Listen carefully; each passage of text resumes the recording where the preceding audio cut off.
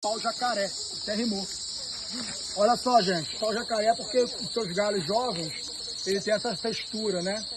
Também é chamado de navalheiro, ou um nome meio africanizado, monjolo. Não é manjaro, não. Não, não é manjaro, não. Não é para emagrecer, não. Esse aqui, monjolo. Vocês vão encontrar nas lojas de produtos naturais sob o nome de monjolo. Ela é utilizada para cistite, problemas no trato urinário, né? Pedra nos rins. É uma espécie medicinal bastante presente também nos projetos de reflorestamento da Mata Atlântica.